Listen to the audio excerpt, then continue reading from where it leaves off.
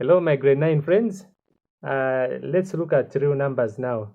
So all the numbers that we know on the number line are real numbers, including fractions. So real numbers are divided into two types of numbers. We have rational numbers and we have irrational numbers. So I'll just give some examples of these numbers here. I'll start with rational numbers. Okay, so the first set of rational numbers here, the first example that I'll give for rational numbers, we have fractions.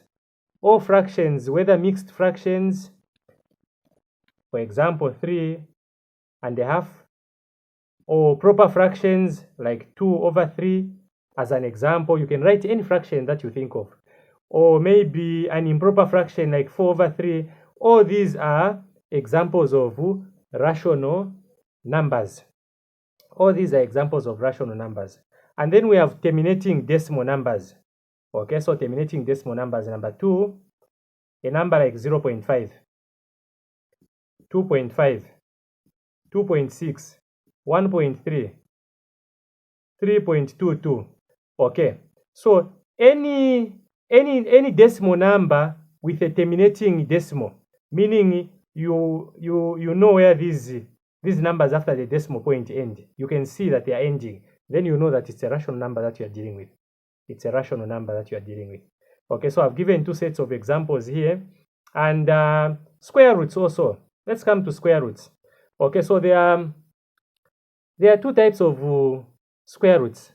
There are square roots of numbers that are what we call perfect squares.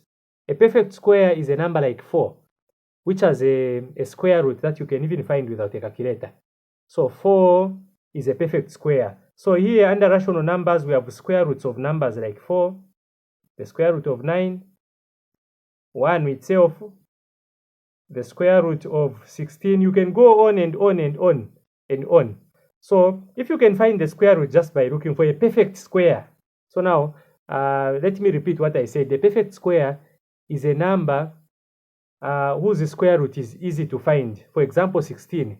You have 4 times 4. When you do 4, you multiply 4 by 4, you get 16. So that is called the perfect square. Okay, so there are so many such numbers here. You can complete the list of such numbers. Okay, so let me see if I've left out any other numbers here. Okay, so this is 3 here. I want to see if I've left out any set of numbers, any group of numbers that are rational. Okay, so if I've left out any group of numbers that are rational, you can include them there. So perhaps maybe I can also include an advanced number, one that we would rarely find in our grade 9 syllabus. A number like, for example, 1.333. Okay, where the 3 continues, 3, 3, 3, 3, 3, 3, it goes on forever. This number can be written as a fraction, this one. So we can consider it to be a rational number, although we don't usually give it as an example in most of the cases. So we can concentrate on these others here. So fractions are decimal numbers with terminating decimals. Now terminating means the decimals are ending. And then we also have square roots of numbers that are perfect squares. And then we have perfect cubes also. Perfect cubes. The cube root of 8, for example, we know it's 2 because when you multiply 2 times 2 times 2 3 times, you get 8. So the cube root of 8. Then you have the cube root of 27, for example, and you continue just like that. As long as you can find the cube root. So for example, for 27 here, you have 3 times 3 times 3. So the cube root of 27 is 3. So this one here is a rational number. These are rational numbers. Okay, so let's go to irrational numbers. So irrational numbers will just be opposites of what we've talked about here. So here are some examples of irrational numbers. The square root of 3, for example. The square root of 2. The square root of 5. And you continue just like that. Because when you look at the numbers in there, mostly we have prime numbers under the square roots. You have prime numbers where when you find the square root, you need the calculator and you find decimal points. And so these are examples of irrational numbers, the square root of 11, and you can continue. The other irrational number that we have is pi.